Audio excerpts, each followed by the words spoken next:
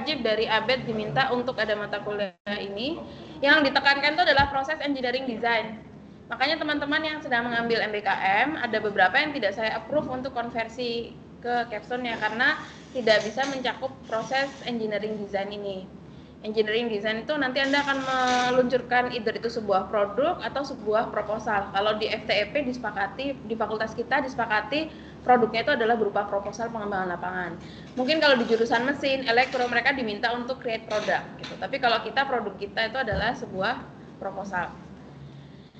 Selain itu juga ada soft skill, yaitu kerjasama tim, komunikasi, kepemimpinan dan sebagainya. Nah, makanya nanti di salah satu poin penilaian itu ada bobot 10% adalah penilaian antar sesama anggota kelompok.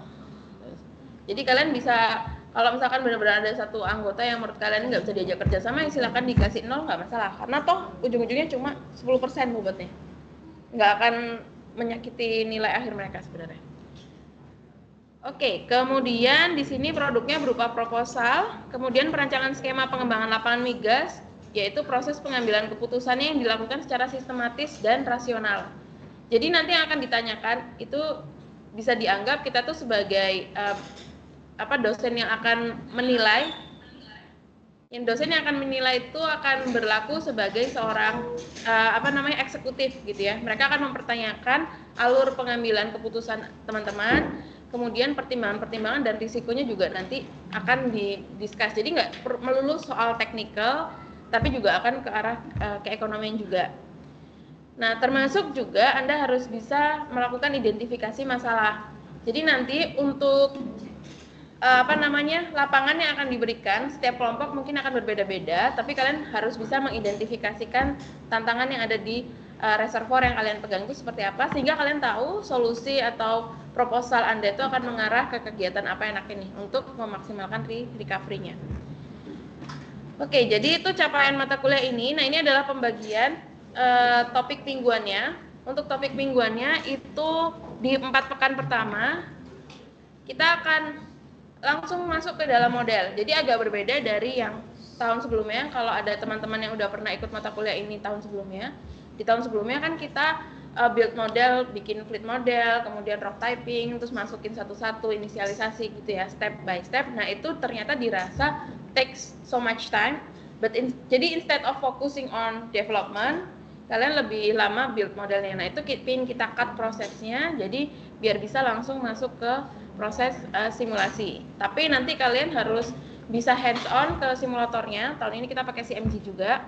Kemudian Anda juga bisa describe reservoir model yang diperoleh, termasuk di 2 minggu terakhir bersama saya kita akan coba susun alur berpikir skenario pengembangan lapangannya seperti apa.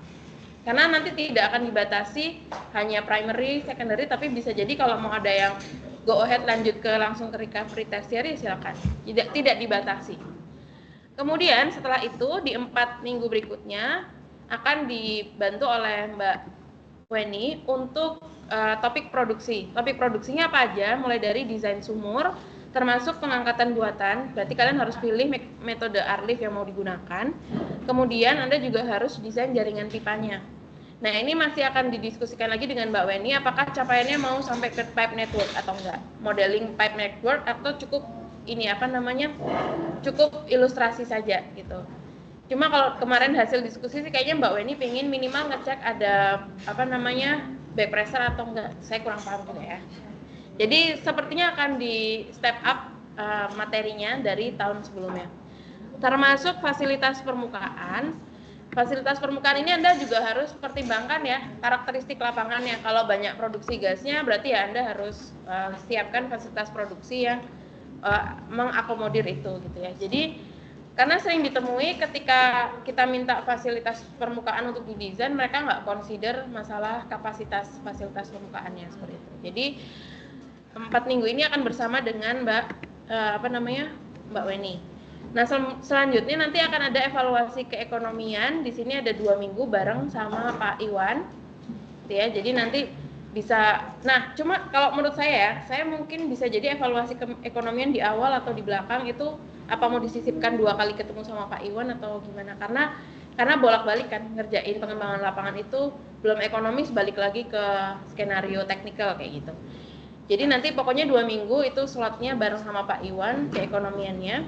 Kemudian baru di sisa 4 minggu terakhir ini bareng Mas Raka, desain casing, desain lumpur, desain semen, sama sampai ke hidrolika pengeboran. Jadi kayak tekbor 1, tekbor 2 masuk ke sini, terus habis itu matkul produksi 1, produksi 2, sama fasilitas permukaan juga masuk di sini gitu ya. Makanya mata kuliah ini adalah mata kuliah kulminasi. Nah, nanti di minggu ke-15 kita akan ada presentasi akhir. Sampai sini jelas? Nah, jadinya untuk membantu pekerjaan saya akan introduce Pak Jackson. Silakan Mas Jackson maju ke depan. Semua teman. Nah, nanti Bang Jackson akan, saya manggilnya Bang, tapi kalian manggilnya Pak ya. Mas mau dipanggil? Terus silakan perkenalan saja dulu. Jadi nanti kita akan dibantu untuk penjelasan tentang model simulasi reservoirnya. Kemudian pengenalan, karena kebetulan yang bikin modelnya temennya Bang Jackson.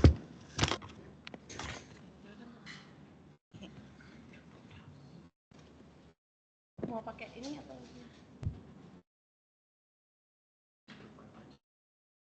mau langsung? Iya. Jadi mau aku share meeting-nya. Aku ambil kursi lagi. Gak cuman ya juga. WA.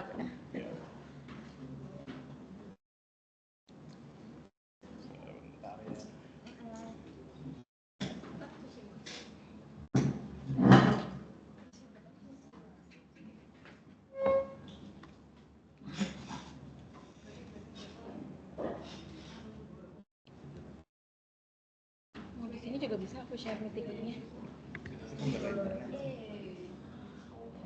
Tapi boleh juga sih, asal ada wifi.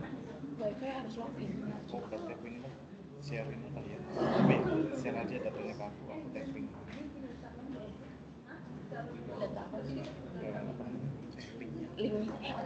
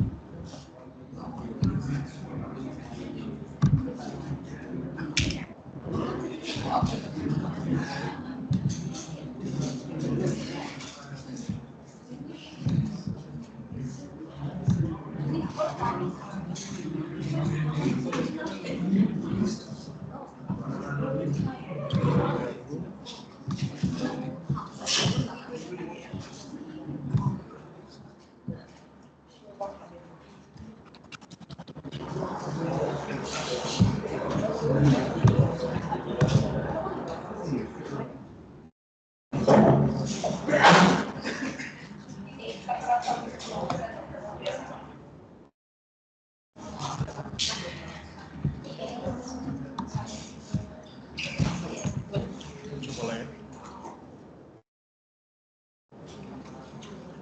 Halo, selamat pagi semuanya. Nama saya Jackson. Rekan-rekan yang hadir online, suara saya terdengar jelas? Anggap jelas. Anggaplah Jelas, Pak. Oke. Perkenalkan, nama saya Jackson. Saya sebelumnya sama-sama Mbak Dara, Mas Raka, Mbak Weni, dan Mbak Ajeng, kita sama-sama S2 di ITB waktu itu. Kemudian karena mereka begitu mencintai kampus ini, mereka tetap komitmen di Uper. Sampai-sampai aku udah beres S3, mereka masih di sini. Nah, ini singkat perkenalan, saya selesai S3 dari Heritage UK. Kemudian tahun lalu saya bekerja di Aspen Teknologi untuk bagian Principal Reservoir Engineer. Kemudian saya dalam proses perpindahan ke CMG, rencananya 1 Oktober besok saya akan join CMG untuk pusat Malaysia dan juga Jakarta. Jadi teman-teman yang punya pertanyaan bisa langsung bertanya ke Mbak Dara untuk proyek ini. Mungkin singkat saya ingin sampaikan, mungkin kelihatannya secara value nilai yang disampaikan Mbak Dara tadi itu nggak sebesar proyek yang lain, meskipun kelihatannya 3 SKS ya.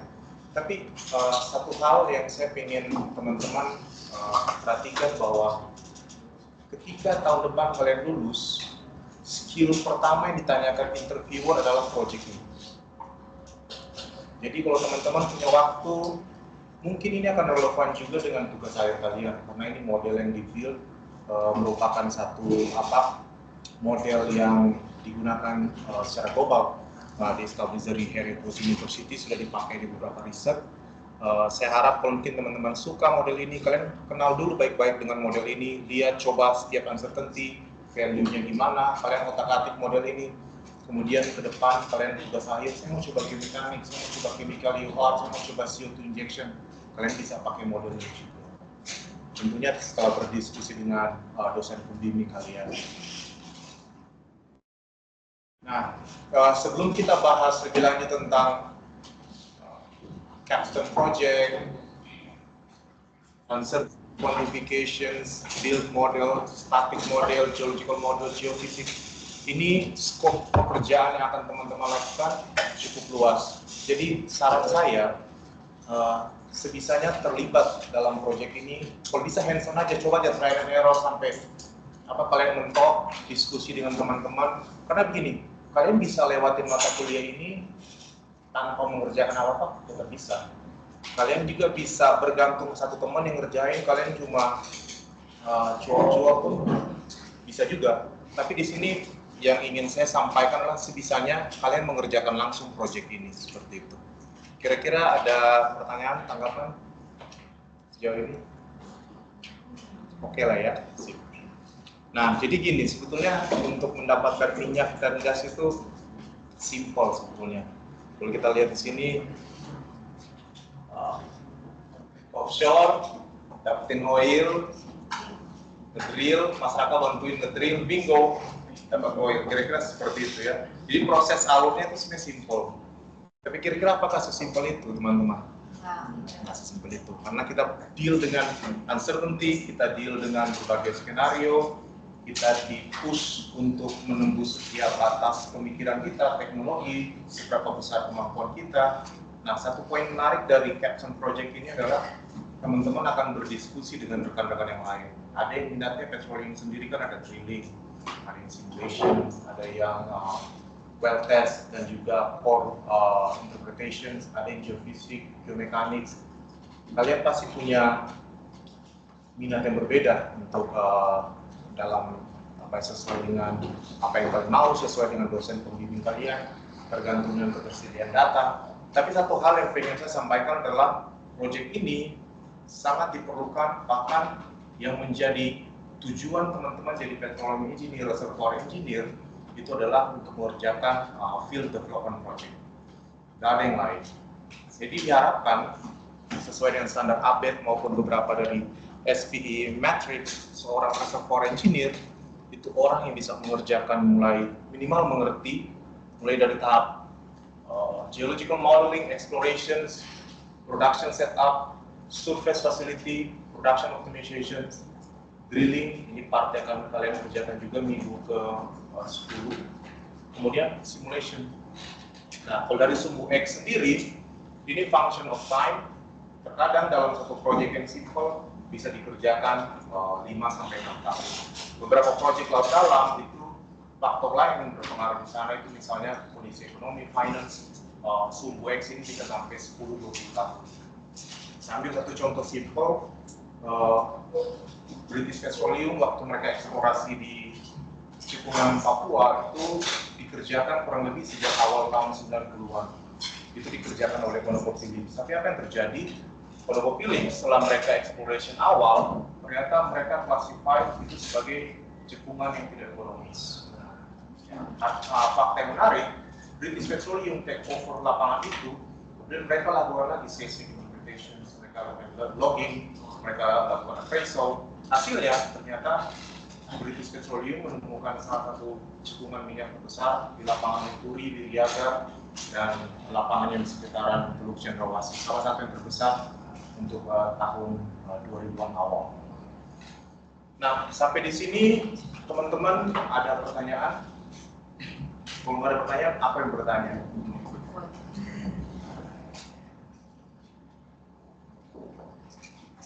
Ada pertanyaan? Sampai titik ini, pertanyaan simpel. Kira-kira untuk build geological model perlu berapa lama?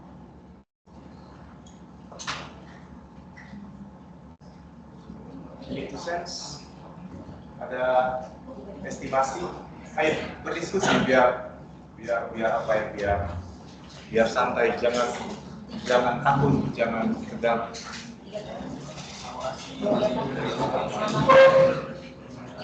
5 tahun, ada lagi? 20 tahun, oke, menarik, bisa jadi. Ada lagi? 10 tahun, bisa jadi. Nah, sekarang kita sudah ada mulai yang paling optimis, 5 tahun, 10 tahun, kemudian ada yang 20 tahun. Kira-kira apa yang membuat pemodelan geologi statik itu kompleks? Kan ini Mbak Dara kan udah sebutin, ini kan kulminasi dari semua mata kuliah sebelumnya. Logging, kalian dapat reservoir simulation, kalian sudah dapat geologi, kalian dapat apa lagi, introduction petroleum engineer. Kira-kira apa coba faktor-faktor untuk build model statik di sini? Sebarang datanya. Data lebih spesifik? Kayak porositas dari coringnya itu dia susah buat disebar dengan baik itu di setiap rock typingnya. Menarik. Keywordnya porosity, rock typing. Berarti kita sudah dapat di sini data skal, data RAL, special core analysis, routine core analysis. Siapa yang kurang familiar dengan skal, routine core analysis? Kalian tahun depan lulus loh. Jadi ini belum terlambat buat kalian. Memang ini tadi disebutin bahwa justru di mata kuliah inilah kalian akan dijudge nanti waktu apply.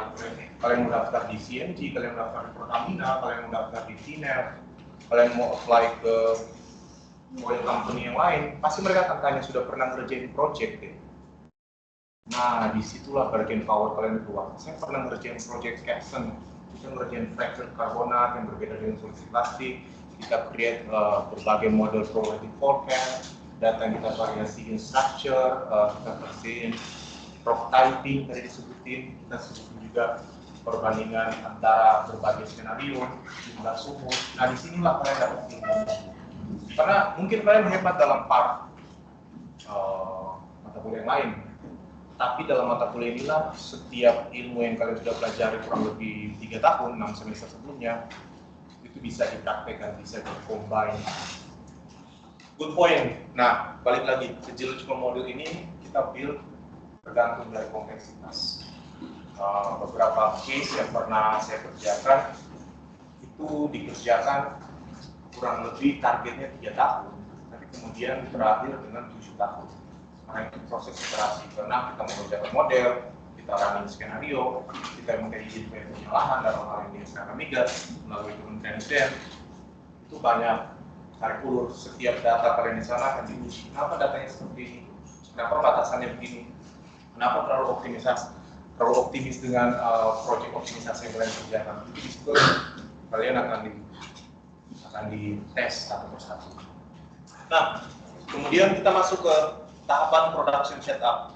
Nah, yang menarik di sini, kalau teman-teman tertarik dengan drilling, lihat poin yang merah di sini.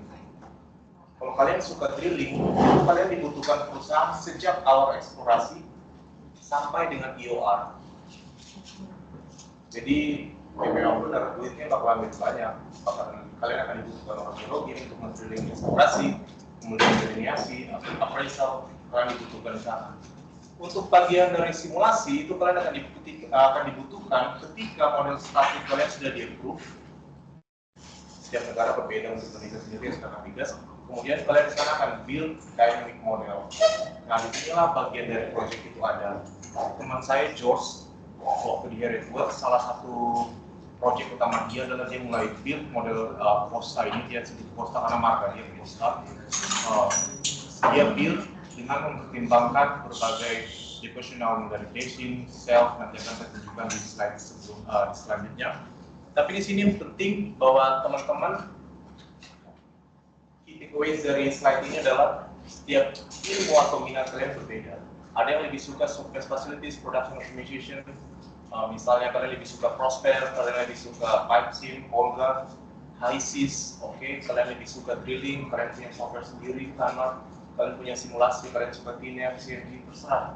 Tapi minimal key takeaways yang kedua adalah yang pertama tadi kalian harus bisa dan mahir dengan istilah-istilah dalam proyek ini. Yang kedua adalah sebisanya teman-teman harus bisa software. Terserah softwarenya apa, kalian suka HiSys, kalian suka CFG, kalian suka TNF, Petrel. Itu salah satu pertanyaan yang dibutuhkan ketika kalian apply pekerjaan ataupun kalian akan apply S2 di mana. Jadi kalau aku suka lanjut S2 nih Mas Jackson, boleh, kalian bisa apply S2 terbuka di mana-mana. Tapi selalu akan balik lagi. Kalian sudah pernah mengerjakan proyek, apakah kalian menguasai software? Itu pasti akan jadi proses pertama yang ditanyakan oleh interviewer baik di tempat pekerjaan ataupun teman-teman akan melanjutkan proses lebih lanjut. Nah, natural inflation sendiri, nah ini pertama natural inflation mungkin lebih jelas seperti ini. Natural inflation sendiri kita punya dua triko aja ya teman-teman. Nah, kita akan masuk ke proyek yang kompleks. Alangkah baiknya kita recall lagi. Itu kita punya natural flow, kita punya artificial lift. Pada kenyataannya, pada primary recovery ini kita bisa produksi 15% kurang dari 30%. Kemudian untuk secondary recovery kita mulai optimasi water flood dan juga pressure maintenance, kita bisa dapat sampai dengan 30%. Jadi secara sedikit optimis kita bisa dapat 15 sampai 50%. Tapi kenyataannya kita nggak akan pernah bisa sampai value 50-60% kecuali kualitas reservoirnya betul-betul homogeneous. Kita punya gas juga yang betul-betul bagus dan juga functional oil yang mengeringan, kita bisa dapat sih. Untuk gas fill sendiri kita bisa dapat sampai 75 sampai 82% karena gas lebih dense, tidak terlalu dense dan juga viskositasnya jauh lebih rendah dari gas oil. Sampai sini ada pertanyaan, kira-kira kenapa kita cuma bisa dapat 15% untuk primary recovery? Kira-kira faktor apa? Review lagi. Pressure depletion, salah satu parameter bagus. Ada lagi, kenapa sih kalau kita pakai natural flow, udah gitu kita pasang pompa elektrik sama pump, saprot pump, PCP pump, gas lift, kita cuma bisa dapat 15%. Kira-kira apa yang menahan minyak di bawah sana? Kalau tadi sebutin, ada lagi? Ayo, berpikir. Oil, tipe oil. Exactly, tipe oilnya. Ada lagi, teman-teman? Kenapa sih kita kan gampang cuma ngedrill, karena di bawah tinggi pasti dapat dong semua oil di sana. Misalnya, let's say kita punya 100 juta barel di sana, kok kita cuma bisa produksi 15 juta barel di sana, seperti itu. Kalian buka kios, harusnya dapat 100 juta per bulan, kok cuma dapat 15 juta ya? Jauh dari yang kalian prediksikan, dan jauhnya itu betul-betul jauh sampai bilangan 85%. Optimisnya dapat cuma 70% kita bilang. Fluida reservoir, tadi sudah disebutkan. Ada lagi kira-kira?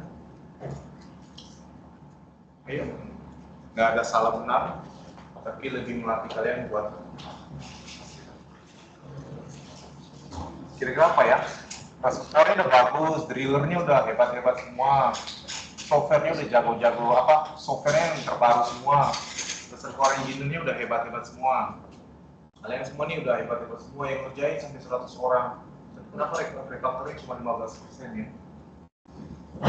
Ada lagi? Karakteristik batuan, karakteristik fluida. Ada lagi? Ayo ini loh, kalau kalian nggak menjawab, di akhir project kita akan tanya kalian, kenapa nih recovery cuma 21%, kenapa nih cuma 16%? Ada lagi?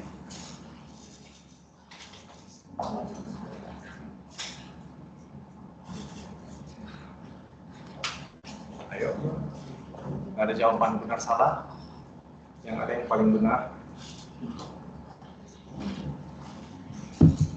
Ada lagi?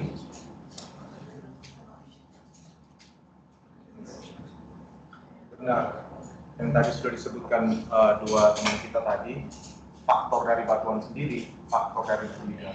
Itu banyak faktor yang mempengaruhi, tapi dua faktor ini hubungan antara karakteristik fluida, hubungan antara kualitas batuan juga, itu sangat berpengaruh sih. Dan ini menarik, kalau tahun-tahun sebelumnya Mbak Dara dan juga rekan-rekan memberikan kalian soal batuan sedimen hasil, sandstone, tahun ini kita masuk yang lebih kompleks. Jadi kita masuk ke final project yang benar-benar sulit, yaitu fractured carbonate reservoir. Nah, di sini agak sulit karena ini kalian nggak akan bisa nyontek tahun sebelumnya, dan kalian satu-satu akan dites tahun ini. Nanti saya akan sama Mbak Dara akan menguji kalian seperti halnya ujian tesis, hipotesis video ya. Amin. Skripsi. Tapi tujuannya satu, bukan untuk mempermalukan kalian, tapi buat kalian belajar. Nanti ujiannya akan disiarkan live, YouTube, dimasukin ke LinkedIn, sosial media, biar teman-teman yang lain juga bisa lihat. Just kidding. Jadi taruh di LinkedIn. Jadi nanti titelnya adalah buat rekan-rekan oil company yang mencari kandidat pekerja baru, silahkan diseleksi dari ujian kali ini. Kira-kira bukan seperti itu. Ya, jadi balik lagi. Nah, setelah kita mendesain artificial lift, karena ternyata driven atau mekanisme dari reservoir sudah tidak optimum lagi, tekanan hilang, kita juga hilang dari power dari water drive maupun gas drive, kita melakukan artificial lift. Kemudian kita berharap teman-teman bisa berhenti di sini untuk project ini, water flood maupun kita punya pressure maintenance, kalian mau inject gas, non-reactive gas, inhaled gas, ataupun air di sini kita asumsi sudah cukup. Tapi kalau kalian mau mengambil satu step yang lebih baik, kalian bisa coba metode IOA. Bisa thermal, bisa gas injection, bisa chemical, ataupun microbial, electromagnetic, terserah. Yang pasti ada nilai yang lebih baik. Tapi kalau memang kalian ingin tidur ininya, masih mau fokus kuliah lain, nggak usah lah sampai ke sini lah ya. Kita di bagian secondary aja. Sebisanya, tapi kalau mau coba boleh juga sih. Aku tertarik CO2, ya silakan aja CO2. Bisa dicoba sih. Sampai sini ada pertanyaan, teman-teman? Ada pertanyaan? Nah, ini satu case yang typical real data. Kalau tadi kan kita cuma bisa melihat secara teoretikal. Ini satu data langsung dari lapangan, itu produksi dimulai tahun 86 sampai dengan tahun 2018. Nah, lihat sini. Pertama ditemukan oil. Jadi ini saya bantu ya, suhunya di sini ada oil rate sampai 75 500, kemudian kumulatif oil production sampai dengan 30.000 juta. Ini kumulatif oil. Kemudian di sini pertama kali ditemukan oil. Nah, teman-teman lihat, ternyata produksi oil itu bukan pertama kita nge-drill langsung dapat total 100% recovery tadi. Dan sejak pertama kali discovery di sini, oil kita memproduksikan pertama 1, 2, 3 sumur delineasi, kemudian pengembangan lihat production build up kan. Kita mulai capai peak production itu kurang lebih sekitar 10 tahun sejak pertama discovery.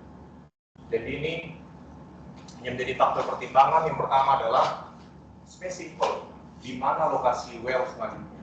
Karena typical well bisa sampai 9 juta sampai 18 juta dolar. Kira-kira berapa kalau konversi rupiah?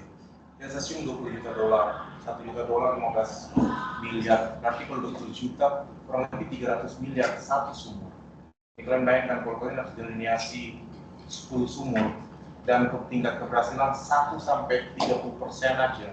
Karena dari 10 sumur yang kalian bor, kurang lebih cuma 3 sumur yang berhasil. Oke? Jadi kalau dari 300 miliar dikalikan 10 sumur, 3 triliun cuma returnnya sedikit, itu yang jadi faktor konsiderasi di sana. Sebetulnya secara engineering, semakin banyak jumlah sumur yang kita bor, idealnya itu akan linear dengan jumlah minyak yang kita peroleh.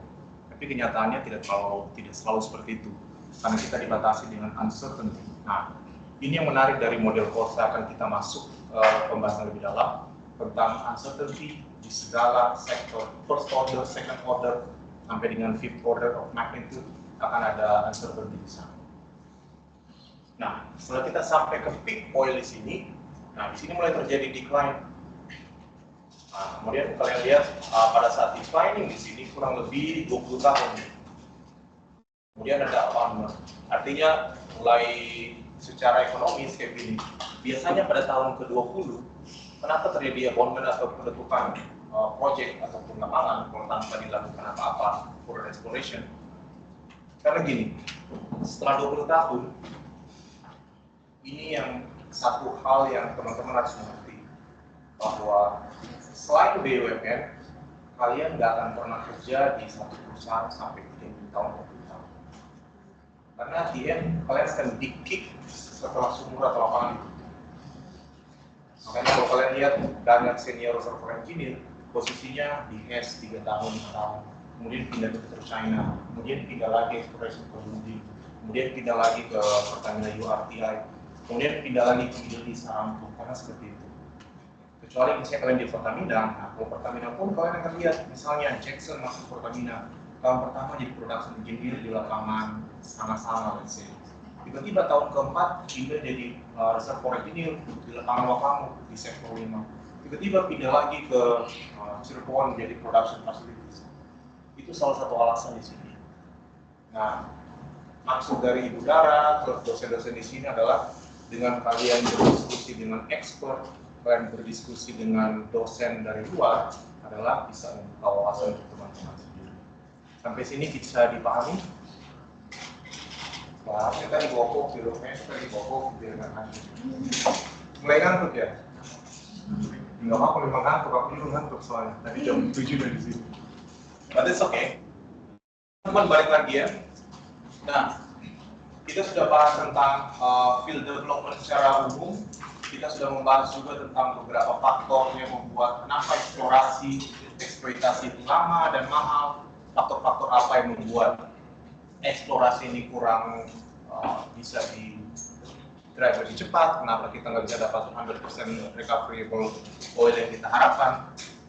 Kita memerlukan teknik-teknik, nah disinilah teman-teman berperan tentang the purpose of reservoir simulation. Karena tools yang kita gunakan hari ini adalah reservoir simulator, yaitu CMG. Nah, kira-kira teman-teman paham dengan poin pertama nggak? Sensitivity analysis to estimate uncertainty pre-production. Sampai sini teman-teman pernah dengar? Pernah kerjain project atau mata kuliah apa sebelumnya? Apa ini cuma yes no questions? Pernah? Pernah? Kalau belum pernah, nanti ditanya. Kalau belum dulu, ada ibu darah di mana? Gimana? Sudah? Ayo dijawab, karena ini menentukan gimana seberapa detail model akan aku jelasin kemudian. Ini secara garis umum tujuan dari reservoir simulation, karena hari ini kan tools yang kita pakai. Nah, pada tahap appraisal, sensitivity analysis ini sangat penting karena begini. Tujuan dari reservoir simulation itu kan kita create satu model untuk mendistribusikan, tujuannya untuk forecast atau prediksi seperti itu. Misalnya teman-teman deal dengan reservoir simulation, kita akan punya untuk model yang kompleks, kita akan punya 10, 20 bahkan ratusan parameter di sana. Nah, part pertama untuk bagian appraisal di sini adalah sensitivity analysis. Tujuannya adalah kita akan ngetes setiap parameter yang ada dalam model seberapa sensitif sih terhadap model kita. Misalnya, kita akan coba, aku nggak yakin value dari porosity di model kita tuh dalam range 0,5 sampai 0,7. Di situ kita bisa menggunakan Monte Carlo, kita bisa mendistribusikan, kemudian kita quantify seberapa sensitif suatu parameter terhadap model kita. Di sini poinnya jelas ya, kalian mulai lihat kan muncul keyword uncertainty. Jadi kalian mulai deal dengan uncertainty di sini. Nah, untuk initial development sendiri, kita sudah mulai lihat kata best scenarios. Karena di end, kita harus membuat keputusan dalam keputusan bisnis. Kita mempertimbangkan faktor teknikal, kita mempertimbangkan faktor finansial, kita mempertimbangkan faktor safety dalam melaksanakan satu proyek. Nah, history matching. Kemarin setelah berdiskusi dengan Ibu Dara, kita nggak akan menyentuh part history matching karena dalam suatu proyek, let's say dalam satu proyek real field development data, atau misalnya kalau kita mengerjakan satu data untuk plan of development, biasanya history matching ini bisa mengambil sampai 60% waktu tim hanya untuk matching. Karena itu proses iterasi, kita mengerjakan backward modeling, inverse modeling untuk mematchingkan model terhadap data production yang ada. Kemarin setelah diskusi dengan Ibu Dara, maybe kita skip part ini deh.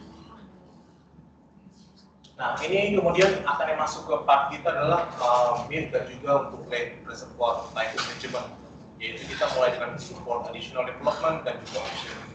Nah, yang menarik poin 1 dan 3 ini untuk forecasting reservoir performance. Nah, kemudian untuk 2 dan 4 identify commercial opportunity, karena 2 dan 4 ini initial development.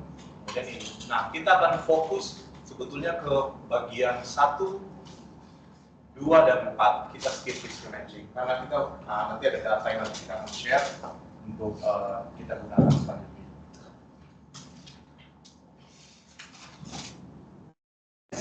Kalau misal dalam membuat skenario-nya itu, base skenario udah ditentuin atau nanti kita bikin sendiri?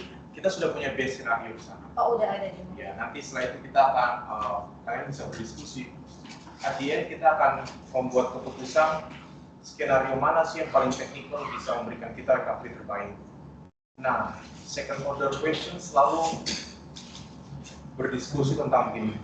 Dengan peningkatan oil, let's say 2%, apakah mungkin kita menambah 10 sumur? Nah, berarti di sana kita masukin faktor ekonomi di sana.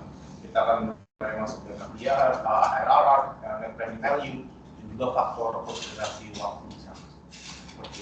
Sampai sini teman-teman ada pertanyaan? Karena tadi saya bertanya tentang field development reservoir, teman-teman sudah oke, jadi jangan merasa malu. Nah, ini sharing aja berdasarkan pengalaman saya pribadi waktu di Inggris.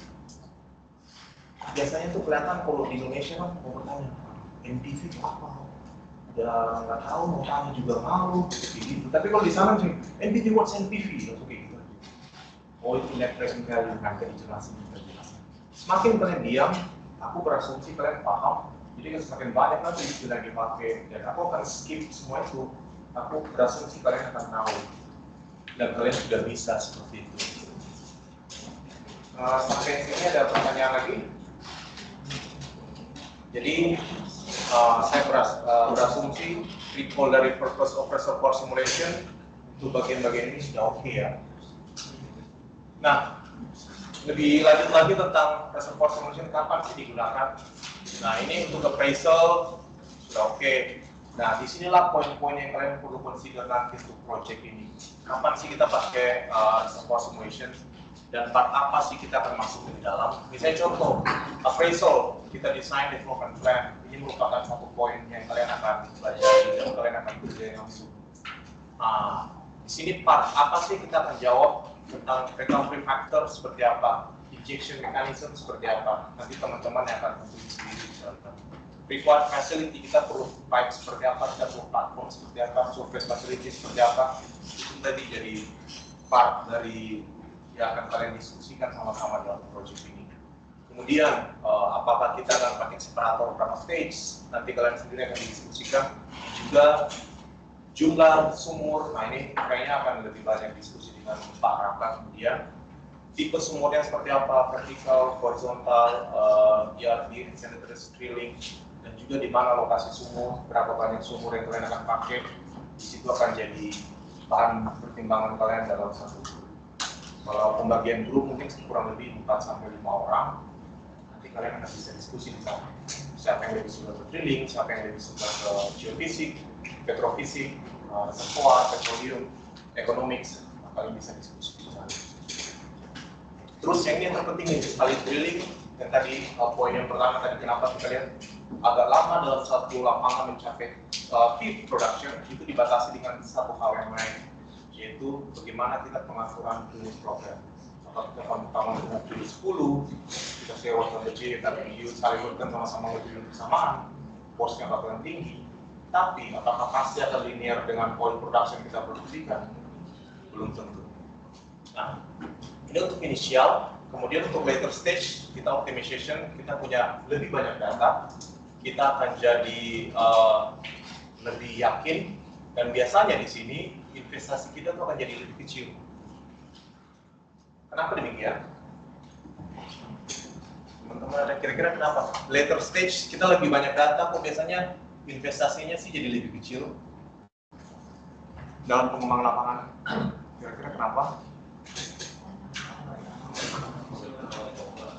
Banyak faktor. Kenapa kira-kira faktornya apa? Ayo diskusi. Bapak nggak ada yang benar salah.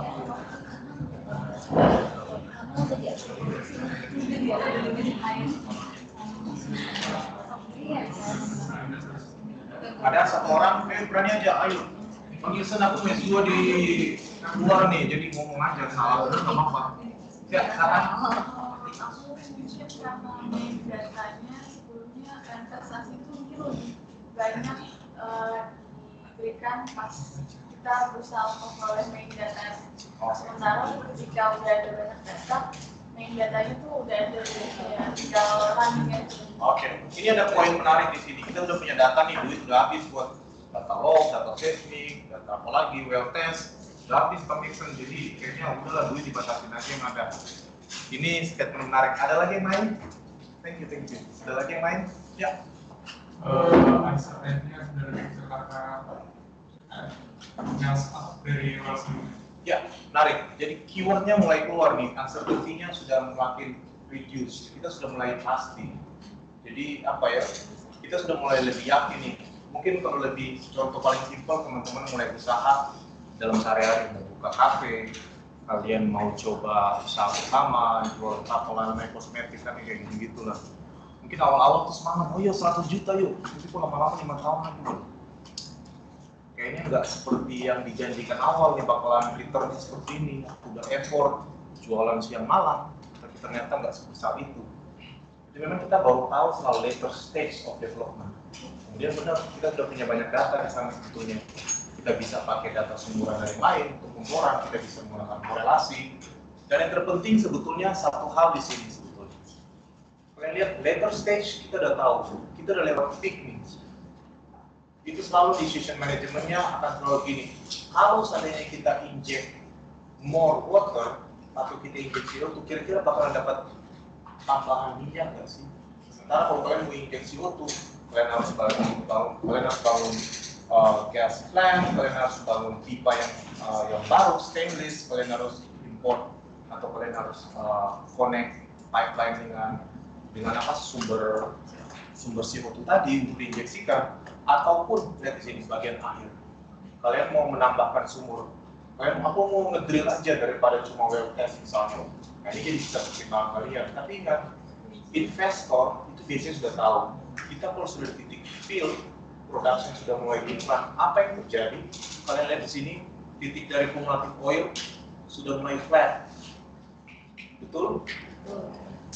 Jadi let's say dari titik inilah, dari tahun 2008 sampai 2018, kurang lebih 10 tahun, peningkatan kumulatif itu kurang lebih cuma dari 20.000 sampai let's say 26.000. Jadi bayangin, kalian cuma sekitar 6 juta, kalian masih mau invest triliunan enggak? Karena kalian investor sana, kayaknya kita udahlah PHK karyawan yang ini yang nggak tetap dipindahkan untuk aset lain, duitnya kita bisa pakai eksplorasi kayak main seperti itu. Jadi sampai sini kalian sudah mulai diperhadapkan dua pilihan. Yang pertama secara teknikal, yang kedua secara finance atau secara ekonomi dalam setiap membuat keputusan. Sampai sini ada pertanyaan, ada disagreement?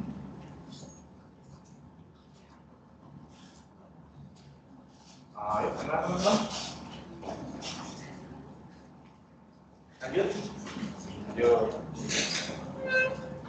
Nah, di sini kita sudah mulai lihat seperti yang tadi disebutkan bahwa kita perlu nggak sih untuk meningkatkan prediction future performance, dan juga perlu nggak sih kita reinvent lagi, kita buat lagi nih beberapa perencanaan, apakah kita perlu menambahkan sumur atau kita menginjeksikan gas seperti yang saya sebutkan, gas CO2, ataupun kita perlu nggak sih melakukan singular pressure test untuk flow mekanisme yang ada.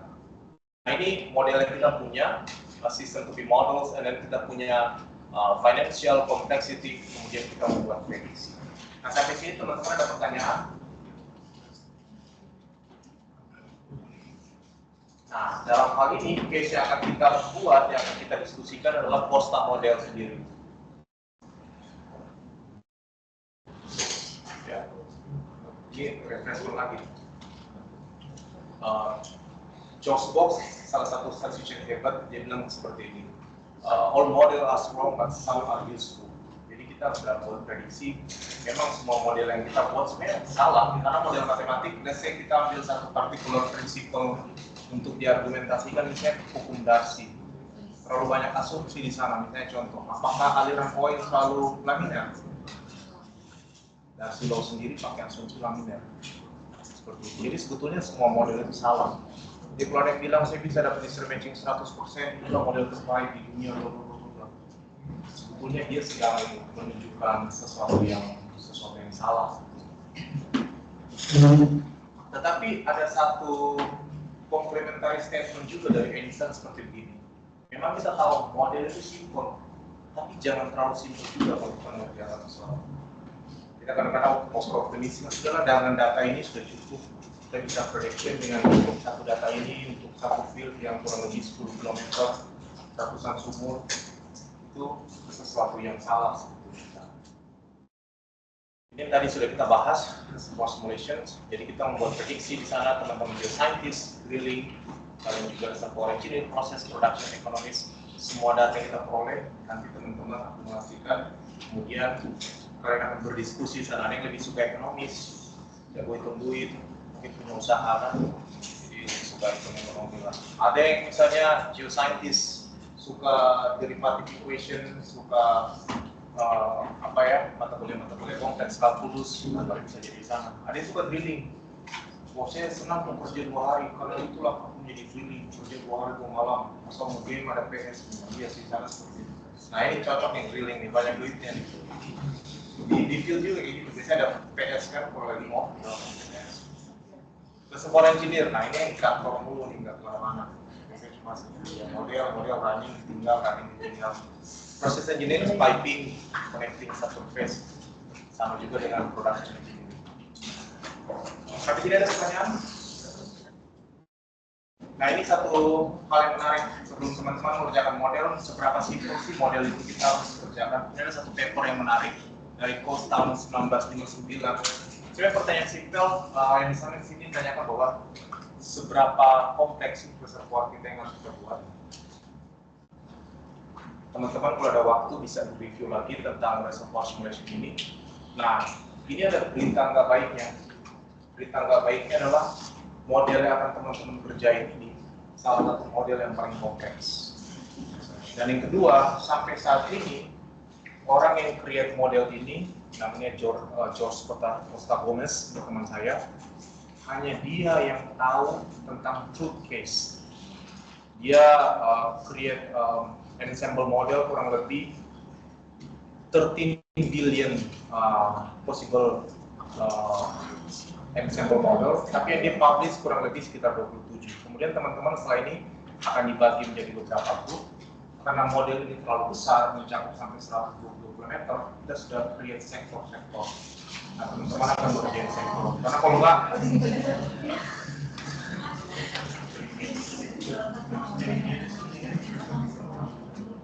oke. Nah, balik ke pertanyaan, seberapa simpel sih model, teman-teman? Ini computing time, karena salah satu alasan Mbak Dara dan saya berpikir untuk mengurangi jumlah grid di sana, dan sudah divided dalam beberapa sektor. Tujuannya seperti ini. Kita lihat, kalau kita cuma decline analysis, kita mengerjakan complexity ini terlalu simple. Artinya kita cuma punya data pakai Excel, kita sudah bisa pakai beberapa decline curve, kita bisa create satu prediction. Tapi kenyataannya, apakah itu akurat? Belum tentu. Karena di sini kita decline curve sendiri pakai dengan derivatif dari beberapa eksperimen sebelumnya juga. Kita create simple model pakai OFM, terus kalian generate decline curve. Kemudian kita punya material balance, simple pakai M-balance. Ini satu hal, setiap reservoir engineer harus bisa M-balance. Jangan bilang kalian baru dengar M-balance. Sudah pakai kan? Bisa dites nanti ya. Nah, kemudian kita punya single phase, kemudian two phase. Nah, kita akan masuk fokus ke area ini, 2 fase dan 3 fase. Kemudian kalau teman-teman tertarik untuk jauh lebih kompleks, kita bisa upgrade model kita ke full functional equation of state di sini. Kemudian kita punya kompleks mulai dari heat, thermal, kita pakai beberapa kompleksitas mineralizations, kita pakai conductivity.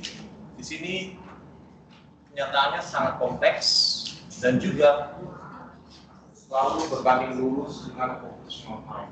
Satu model yang biasanya kalian bisa running 10 menit, di sini bisa jadi 60 menit, bisa jadi 100 menit.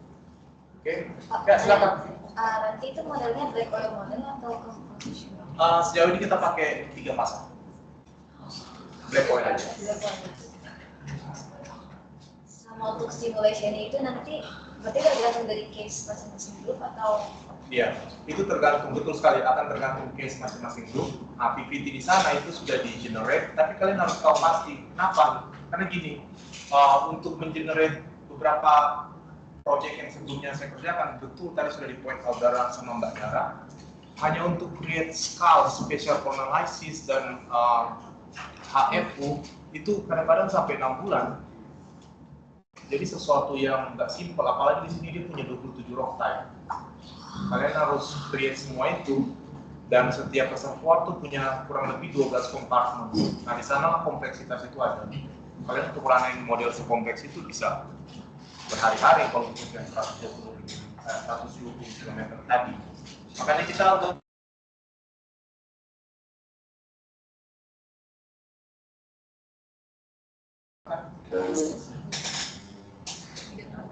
saran saya pribadi, kalau bisa teman-teman harus master part ini. Yang ini pasti kalau kalian kerja misalnya kalian setelah ini let's say kalian mau S2, kalian mau kerja project, kalian pertama yang dites kalian ini decline sama yang bawah. Harus bisa. Seperti halnya jurusan lain, mereka pasti punya satu software yang mereka bisa. Nah, ini kalian harus bisa. Terserah software-nya dari mana, tapi yang paling terkenal sih yang dari PTX. Jangan dulu bicara tentang, oh ya saya bisa simulasi kompleks. chemical reaction, saya bisa pakai CO2, tapi kalau kalian miss part ini betul-betul ingat, ini sequence. Jadi kalian harus bisa ini dulu, kalian harus master part ini, kemudian kalian bisa bicara CO2 mineralization, complex reaction, kalian mau pakai yang dari wall porosity model, kalian mau pakai yang lain, boleh, tapi harus bisa dulu part ini. Kalian masih punya waktu 1-2 tahun buat belajar. Kemudian kita kan sudah mulai mengarah ke kompleksitas dari karbonat, karena yang model kita gunakan karbonat, ini part slide yang digunakan. Karena betul geological itu heterogeneous. Kalian bisa bayangkan gimana kalian model ini kayak gini. Ini dalam part core-nya kurang lebih bottom 32, kurang lebih skala 5 cm, kasihnya 1 meter. Dan yang gak enaknya adalah kadang-kadang satu blok ini kurang lebih 50 kali 25, ini jadi satu grid. Sementara grid yang kita buat sangat structure grid, cuma punya satu value permeabilitas, cuma punya satu value porositas, KPKH, NPG, dan lain sebagainya. Sementara kalian lihat reservoir dari structure sendiri kondisinya seperti ini. Jadi kalau dalam secara fisik, computationally expensive, multi-scale heterogeneity, dan punya karakteristik, let's say oil wet, sangat kompleks buat dikerjain. Dan berita nggak enaknya adalah kalian akan build dengan karbonat reservoir. Jadi mulai sekarang familiarize dengan beberapa term karbonat, kalian lihat bagaimana drive mechanism, single porosity, dual porosity model, kalian lihat juga apa yang menjadi dasar dari aktivitas karbonat, itu jadi tugas kalian untuk pertemuan-pertemuan selanjutnya. Tapi satu hal, memang ini pasti sangat bermanfaat buat kalian juga ke depan kalau kalian akan kerja. Oke, jadi pentingnya untuk understand uncertainty ini karena memang manusia kan pada punya bias. Kita punya banyak data yang tersedia, alternatif dan lain sebagainya. Dan ini tadi saya sebutkan karbonat reservoir. Kenapa kita mengerjakan proyek yang karbonat reservoir? Karena saya berdoa, Mbak Dara berdoa kalian bisa kerja di perusahaan yang besar di Indonesia. Jadinya miliaran. Nah, yang menarik, lecture ini doa loh, ini harus yakin kayak gitu. Karena dulu teman-teman sudah ini, buat aku harus mulai kedua, video susah nggak mungkin. Aku bilang amin, ya dapat juga. Jadi more than half, jadi kurang lebih 55-60% minyak yang ada di dunia itu di karbonat reservoir. Jadi kenapa kalian lebih bagus kalian akan ke sedimen reservoir untuk yang karakteristik dari karbonat. Kan Indonesia pun, let's say di Papua sana ada formasi kais, formasi yang di rokan, beberapa juga formasi yang karbonat seperti itu. Jadi karbonat bukan cuma ada di daerah yang di sana, ada di Indonesia juga seperti itu. Problemnya ini multi-scale heterogeneity, complex mutability dan lain sebagainya. Nah, kita sudah bahas tentang group project, review juga tentang teman-teman belajar tentang field development planning, karbonat reservoir, reservoir simulations, pemahaman kalian tentang project seperti apa. Pertanyaan simple, siapa di sini sudah punya dan pernah menggunakan CMG? Gak apa, ini pertanyaan dia semua aja, yang pernah. Semua pernah? Mata kuliah apa? Iya, aku mata karakter. Oh iya, berarti Mbak Dara sama Wajah. Oke, bagus. Nah, ini quick overview karena gini, karena teman-teman semua sudah mengerjakan proyek menggunakan CMG. Nah, di sini saya berasumsi sudah punya pengetahuan yang sama. Tapi please teman-teman jangan malu untuk bertanya buat kalian yang belum bisa CMG. Oke, sekali lagi jangan malu buat teman-teman yang belum bisa CMG. Saran saya masih punya seminggu, masih punya 6 bulan ke depan untuk belajar. Karena gini, sekarang material sudah cukup banyak, ada di YouTube Hangman ataupun kalian lihat dari CMG langsung. Itu saya sudah cepat banyak informasi di sana, mengenai seperti apa, harus familiarize seperti itu. Karena balik lagi, sebetulnya bahasa bisnisnya kayak gini, skill ini duit loh. Kalau kalian mau dapat duit yang banyak, kalian mau bersaing dengan teman-teman sama lain harus bisa software.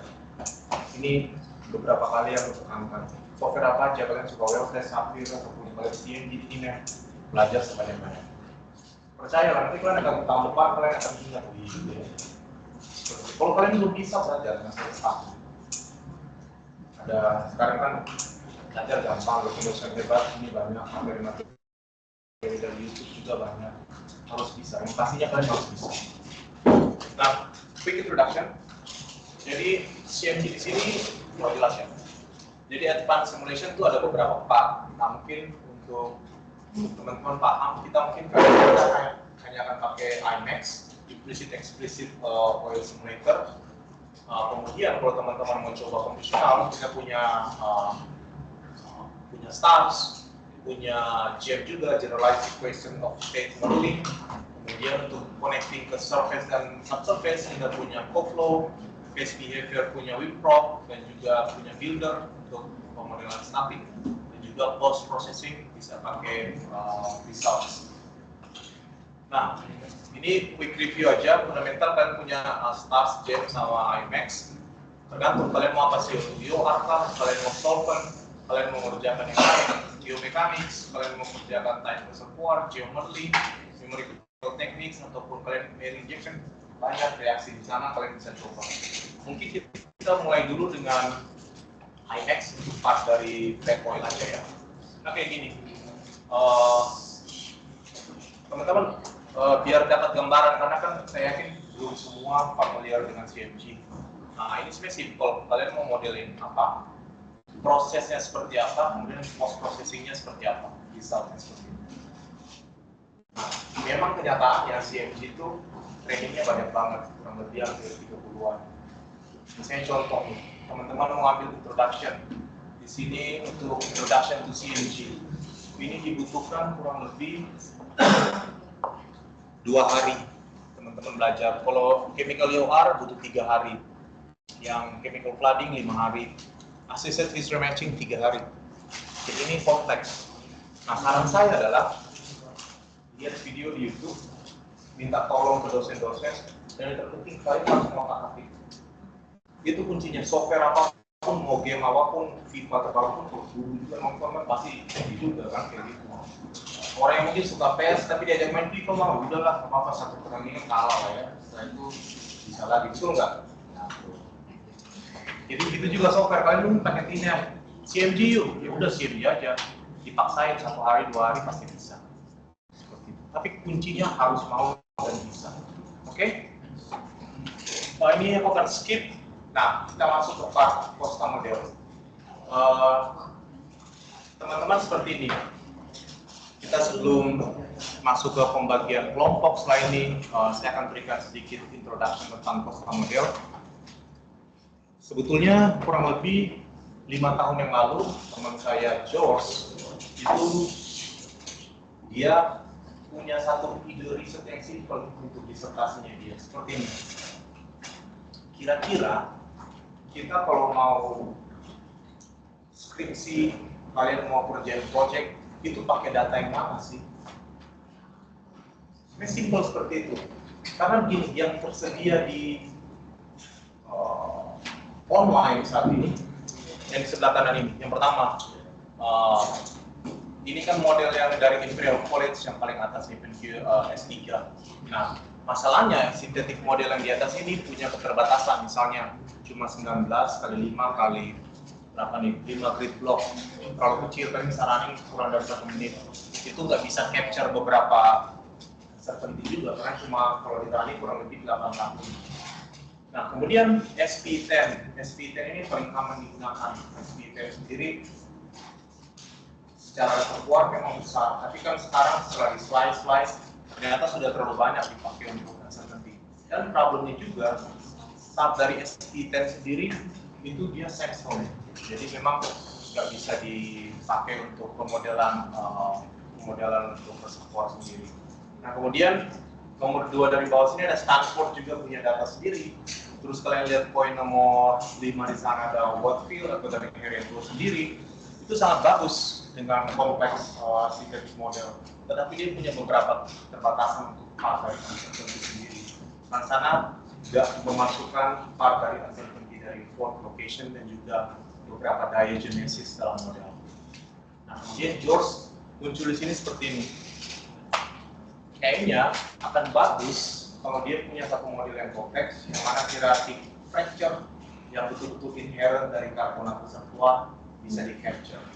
Model ini bisa di open siapa saja karena open source, dan juga bisa capture beberapa, misalnya kayak gini, kita mau ngerjain upscaling, discriminating, optimization, kita mau numerical method of development exercise, maupun kita untuk kerjain real project. Sampai sini ada pertanyaan?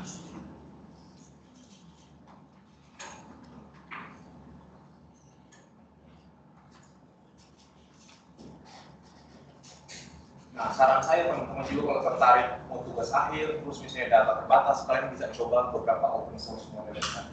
SP10 sudah sering digunakan di Budara saya selama di TB pun. SP10 kayaknya sudah dibahas sama Mas Zuhair, sudah sering dipakai untuk komparatif paper, ada 10 komparatif, sekarang muncul yang 11, tapi untuk CCUS. Kemudian Heriot Field sudah dipakai sama teman-teman Heriot bertahun-tahun, 20 tahun lebih. Dan juga dari Stanford dan juga Imperial College sudah lumayan dipakai. Saran saya, teman-teman kalau ada waktu bisa review juga paper-paper ini. Jadi minimal kalian dapat dapat pengetahuan dari skill development project yang ada di luar sana. Nah, kita masuk ke Costa model. Teman-teman, setelah ini mungkin materi sudah dibagikan ke kalian. Tapi saya sangat berharap untuk teman-teman bisa review lagi paper yang dipublish dari George itu tentang design of open source carbonate reservoir models. Nah, Costa model sendiri ini kalau kalian lihat ya, ini terletak di upper Carib member itu kurang lebih di daerah Middle East sana. Teman-teman bisa lihat ini di Uni Emirat Arab. Nah, ini dia part ininya. Kurang lebih kalau secara basin ini kurang lebih ini skala 50 km, ini berarti sekitar 150 km. Terus kemudian kalau part dari model yang digunakan di sini, sintetik model itu lebarnya kurang lebih sekitar 20 km terhadap 60 km. Nah, ini secara right hand side di sini menunjukkan ini menggunakan CMG, ini menunjukkan 3D dari pressure. Mulai dari maksimumnya kurang lebih daerah sini kurang lebih 5.400-an. Kemudian di mapping ke part dari sini. Ini digunakan dataset ini sudah dipakai geoscientist untuk berbagai predicting untuk karbonat reservoir. Sampai di sini ada pertanyaan tentang modelnya.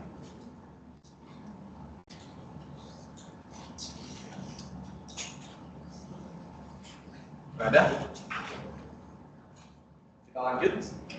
Nah, ketika kita berbicara tentang karbonat reservoir, mungkin tadi sudah sempat saya singgung sedikit tentang karbonat reservoir.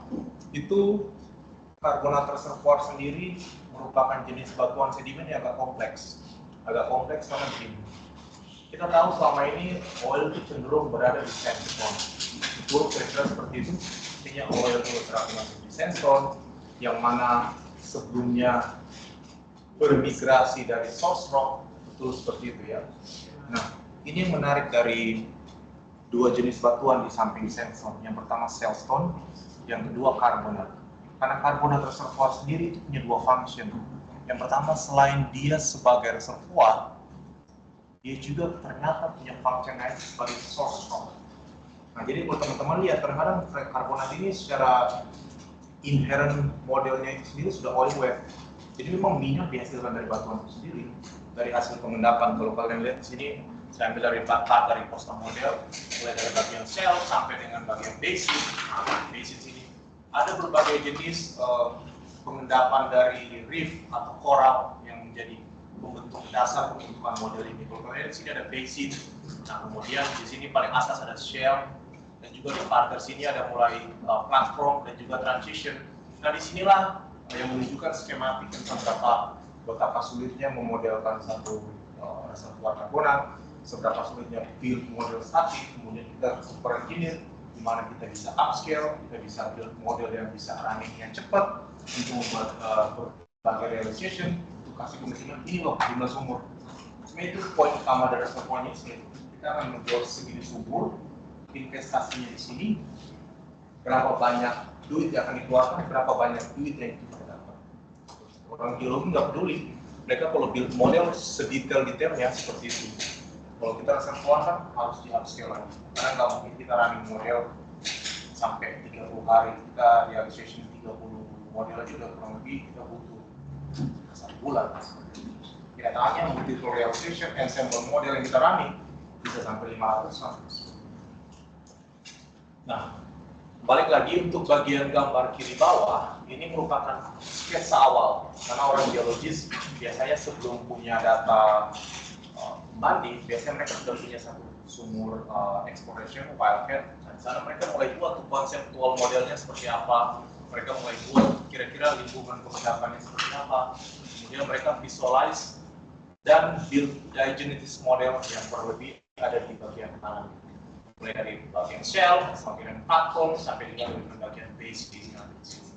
Ini yang menjadi dasar pembentukan model Costa. Jadi kurang lebih dibuild dari model yang berdasarkan dari coral dan juga sampai dengan basin pengendapan diffusional yang ada di Middle East, specified di Uni Emirat Arab. Sampai sini ada pertanyaan teman-teman. Kuliahnya mulai jam berapa? Jam 11 ya? Oke, almost there. Ya, sampai sini ada pertanyaan tentang Costa model?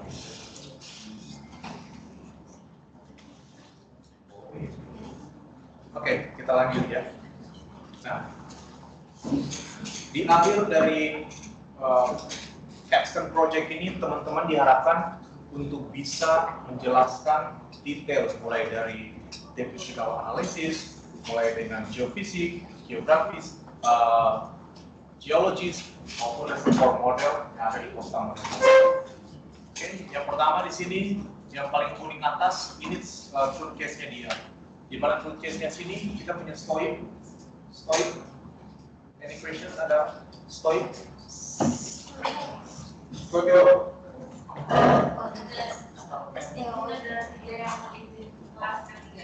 Oh, baik. Silakan, silakan.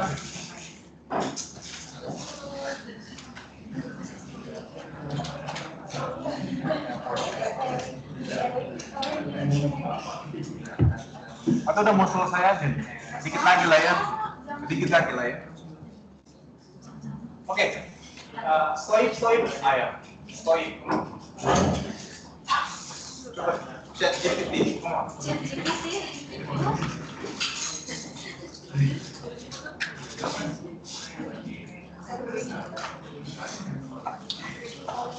Ambil kopi dulu nih. Ada stoik. Apa itu stoik?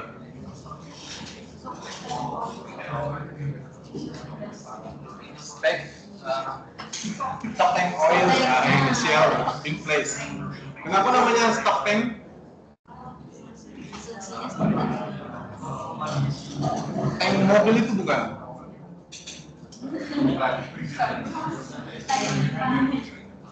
Caranya ini, bukan tank yang mobil ke dia, mobil tank itu. Kalau dia kecoa, tank bener mobil tank itu ya.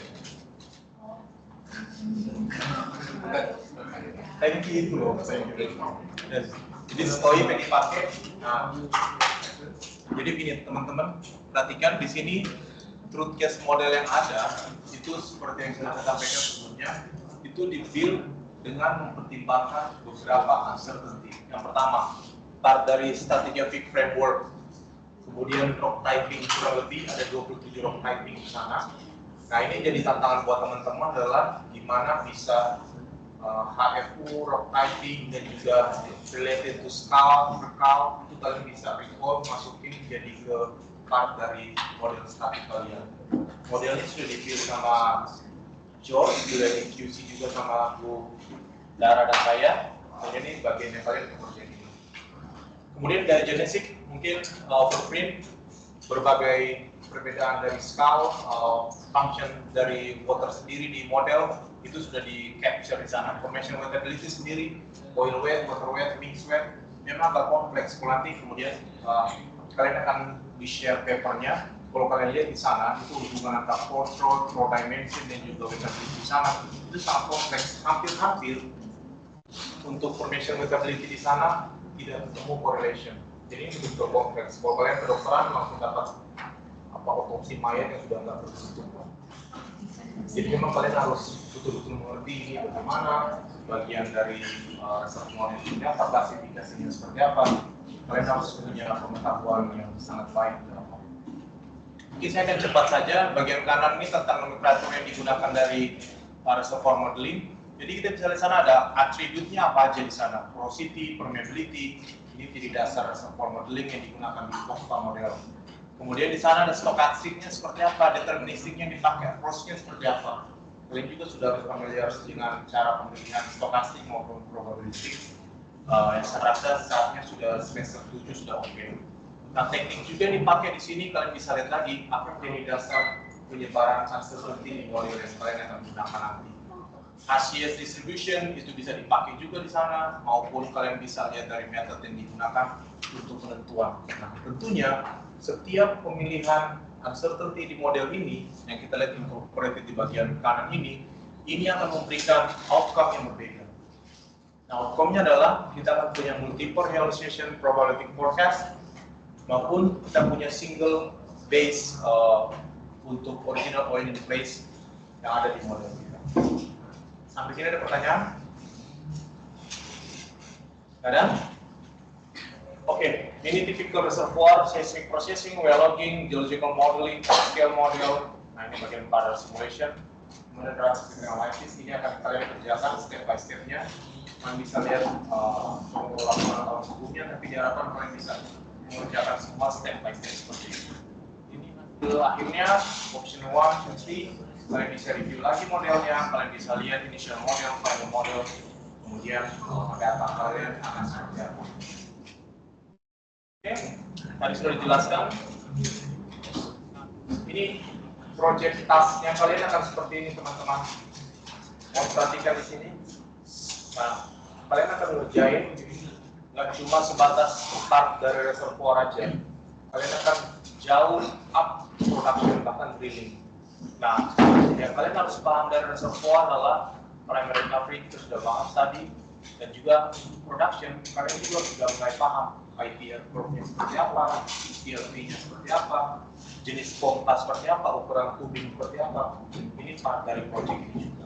Jadi kalian betul-betul harus fokus ke part ini karena kalian akan banyak belajar, kalian akan dapat ilmu baru, kalian akan banyak diskusi dengan rekan-rekan, kalian bisa gain experience dari project ini. Artificial design, digital mapping, network optimization, semuanya akan kalian jelaskan kemudian di akhir project. Nah, ini untuk description sendiri, ini sudah kurang lebih ada lokasi sumur dan juga fokus terhadap sumur dan juga koordinat.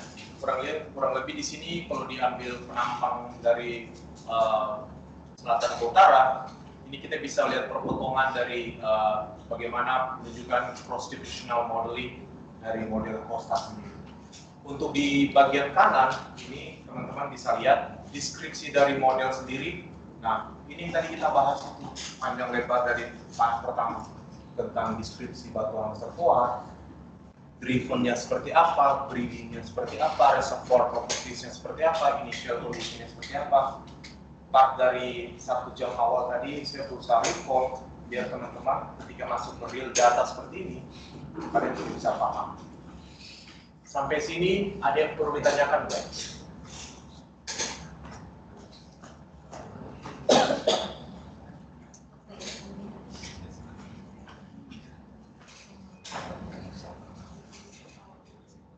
Pertanyaan selain kita hands-on dan pembagian grup. Nah, jadi teman-teman kalau bisa contoh ya, full model sendiri kurang lebih panjangnya kurang lebih sekitar 60 km dan lebarnya kurang lebih 26 km. Jadi sangat besar ya. Kemudian untuk part dari grading sendiri ukurannya kurang lebih 250 meter satu grid, memang agak coarse karena memang ini kan bicara tentang basin, diagenesis depositional dan juga biasanya kalau geologi kalau basin kan sampai 100 km seperti itu. Grid size-nya 250 meter, feet feet, 250 feet bagi 30 yang kurang lebih sekitar 80 meteran lah ya. Meter ke feet. Bentar ya. Feet harusnya sih.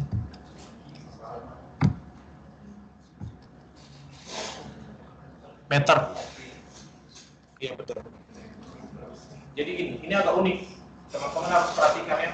Unit yang dipakai di sini untuk yang grain size-nya pakai meter, tapi thickness-nya pakai feet. Jadi harus perhatikan di sini. Thickness-nya karena ini reservoirnya sangat heterogeneous, yaitu mulai dari 0,8 feet sampai dengan 8 feet seperti itu. Jadi dari sini teman-teman bisa lihat apa kira-kira pembentukan model dari reservoir ini. Dia secara horizontal cukup lebar, kurang lebih sampai 200 meter di sini. Tapi secara thickness itu kurang lebih 0,8 sampai 8 feet. 8 feet kali 30,05 kurang lebih berapa ya? 2,5 meter. Jadi kurang lebih 2,5 meter. Tapi secara perspektif panjang dan lebarnya itu kurang lebih 250 meter. Jadi lebih banyak. Dia mau bagaimana capture, bagaimana migration secara vertikal itu atau KPKH-nya agak dimodelin kompleks, sementara secara horizontalnya itu dibuat agak coarse. Nah, prototyping di sini appearance porosity masih bagus 21 atau 0,21. Terus permeability di sini, nah ini ada challenge di sini. Appearance porosity di sini cuma 15 mili-Darcy. Jadi biasanya operational expensive kalau running model ini. Raw compressibility-nya sudah ada, Lorentz coefficient-nya juga sudah ada, water compressibility-nya oke, sangat kecil, water density-nya sudah ada, oil density-nya juga ada, oil compressibility-nya juga sudah ada. Part ini yang di sebelah kanan ini, sorry, ini merupakan input dari model yang sudah di-include dalam perusahaan model itu. Initial condition juga sudah ada, reservoir pressure kurang lebih 4.400 psi, dengan reference depth-nya kurang lebih ini dalam feet ya, 7.350-an. Setelah itu bubble point pressure lumayan oke, karena initial pressure-nya berarti masih sangat tinggi 4.000-an bubble point-nya di sini.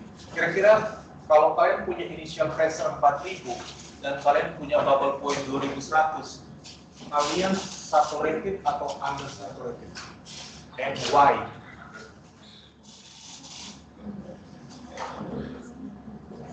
Ayo teman-teman, kalau kalian punya bubble point 2100, kalian punya initial pressure 4400, kalian under atau saturated? Ada. Ada yang bisa tunjuk jari, kenapa?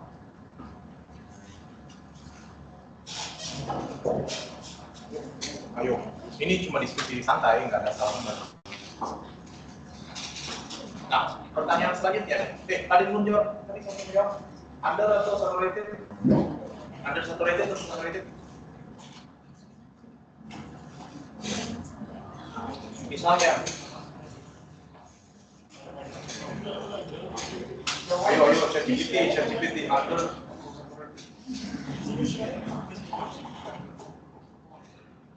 Jadi bubble point pressure kita segini. Kalau seandainya kita produksikan 2200, kita akan dapat gas.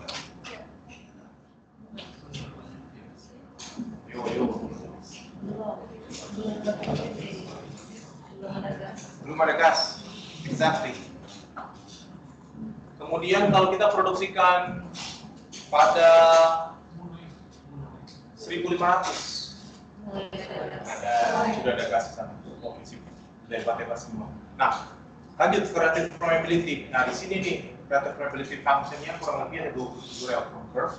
Nanti teman-teman lihat lagi. Di sini sudah ditunjukkan juga tentang residual oil-nya berapa, kesukaan water quality berapa, dan di situ dia pakai dua. Yang pertama dia sebetulnya pernah coba pakai chlorine, kemudian dia juga coba build pakai LDT, tapi kemudian dia balik lagi pakai chlorine. Itu yang difokus. Oke, nah selanjutnya ini part dari pembagian grup kita, yaitu subsektor untuk grup project. Nah ini kurang lebih ada C1, C2, C3, C4, C5, C6, C7. Pembagiannya seperti apa? Jadi kelompoknya kan sudah 14, link pendataannya udah ada di sini. Nah nanti kelompok 1 dan kelompok 8 itu dapat sektor 1.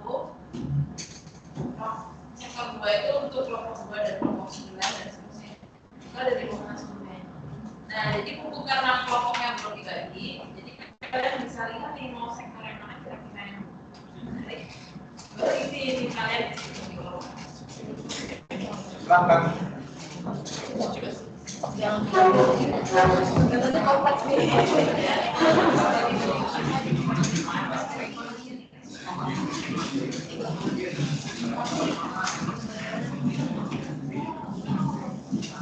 Peserta kelasnya berapa ya? Silakan. Ini udah selesai kan? Setelah ini sih mereka review ini si paper itu. Oh ini. Jadi papernya udah kelompok. Oh iya. Berarti saya dapat catatan bicara. Oke, seksi. Nah, rekan-rekan, sebentar. Jadi ini kan kita sudah masuk ke part ini ke bagian kelompok.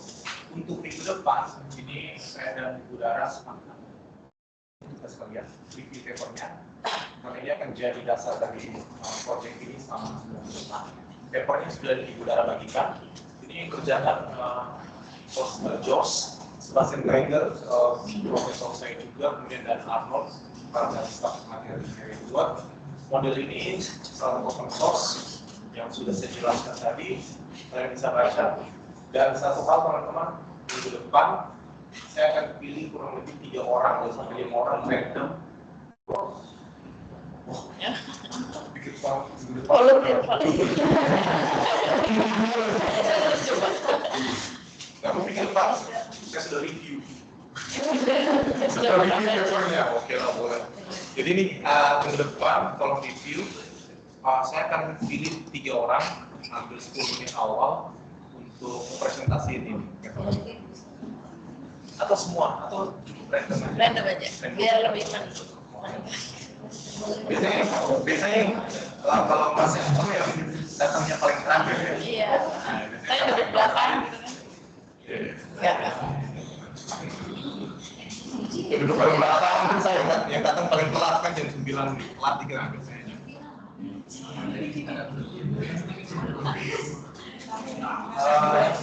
Karena apa? Teman-teman percaya karena review paper itu salah satu tugas yang akan kalian sering kerjakan waktu kalian S2 maupun kalian kerja nanti. Biasanya dikasih ini, nanti ada meeting jam 1 nih papernya. Jam 1. Kira-kira seperti itu.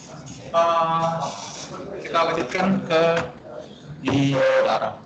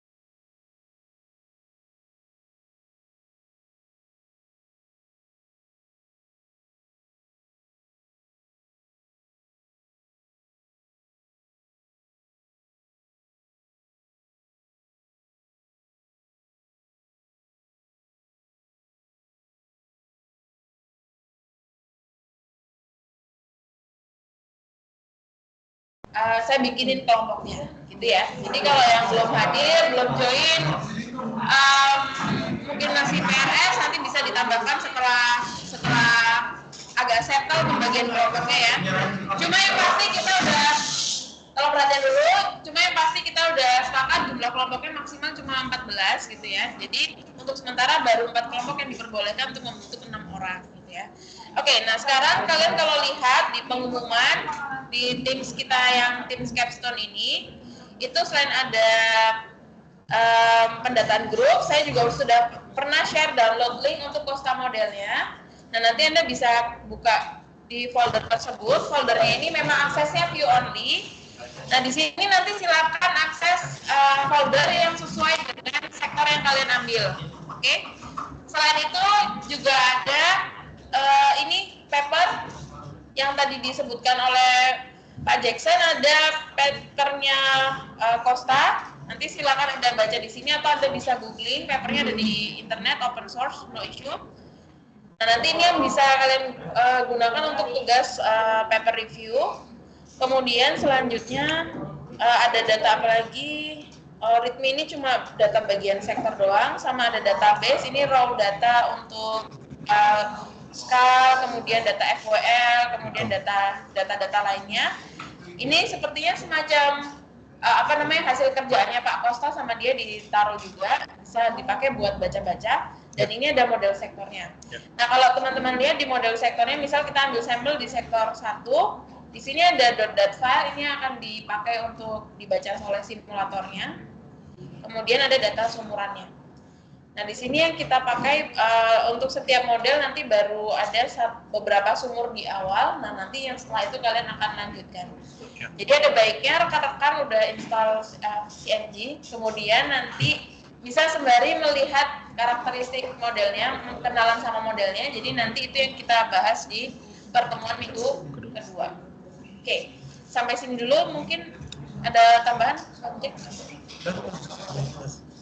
baik. Terima kasih. Nah, karena waktunya juga udah mau selesai, kelompoknya juga sudah mau dibentuk.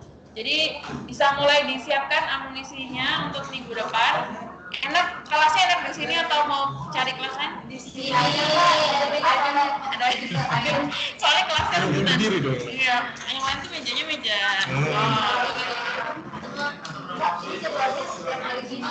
Nah, ya untuk jadwalnya di sini untuk sementara saya pilihkan di hari Jumat jam 9 karena jadwal mahasiswa yang kosong, kemudian jadwal saya juga kosong, sama hari ini Bang Jack bisa. Pak Jackson. Cuma kalau misalkan nextnya minggu depan itu bisa jadi kita akan ubah jadwalnya karena Pak Jacksonnya mungkin ada kegiatan di kantor, jadi kita perlu sesuaikan juga dengan jadwal dia. Jadi kesimpulannya jadwal capstone ini akan sangat tentatif. Tapi karena saya bisa lihat jadwal mahasiswa keseluruhan, jadi secara bulk saya tahu angkatan ini tuh mostly kosong sih ya kan? Mostly kosong sih, jadi saya sebenarnya bisa pilih-pilih aja jadwalnya. Nah kalau itu ya udah. Insya Allah enggak. Jadi nanti ada anggota kelompoknya, jadi bisa bantu. Oke. Tapi saya akan usahakan kita akan selalu dapat ruang kelas yang PW, oke? Oke, sip. Oke, terima kasih semuanya untuk kelas hari ini. Semoga kita sama-sama belajar di perkuliahan 1 semester ini. Ini bisa jadi adalah mata kuliah terakhir yang kalian ampuh di UP. Karena semester 8 biasanya udah nggak ada kelas lagi. Jadi kita harus persiapkan menikmati ini dengan baik gitu ya. Oh iya, Pak Jackson nih request kita foto dulu.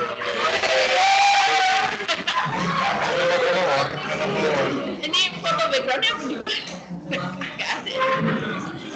Capstone project aja. Capstone project slide-nya tadi project. Oh ya. Share screen.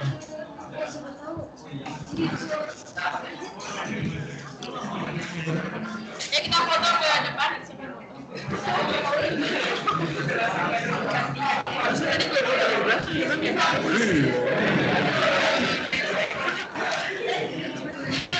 Pakai handphonenya Mbak Dara aja.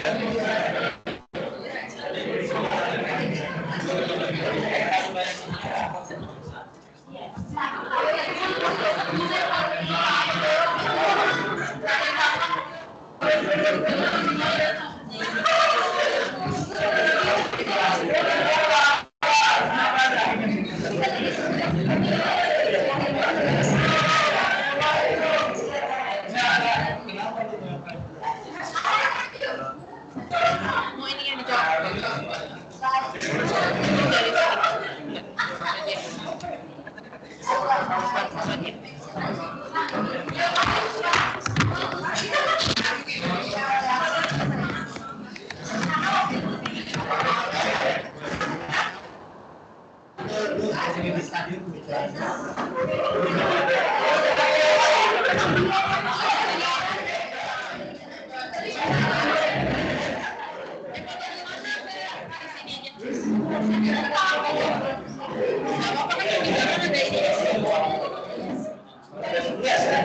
ada sedikit musiknya.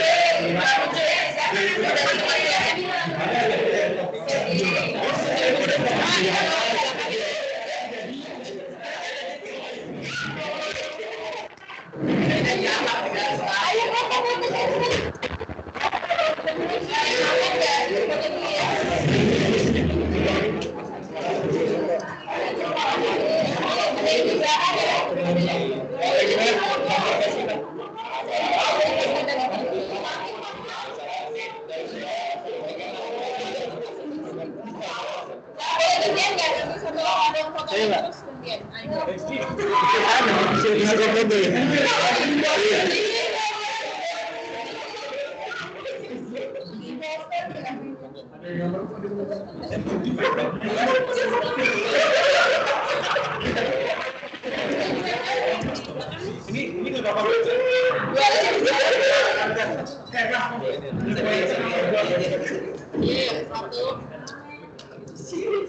Agak berbeda siapa? Satu, dua, tiga, lagi satu, dua, tiga, satu, satu, dua,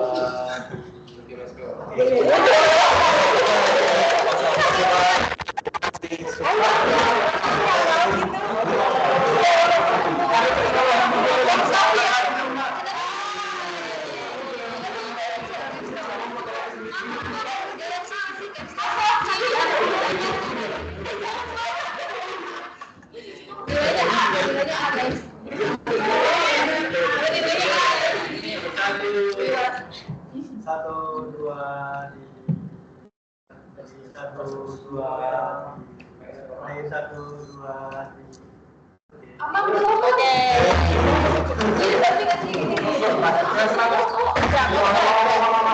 Ayo.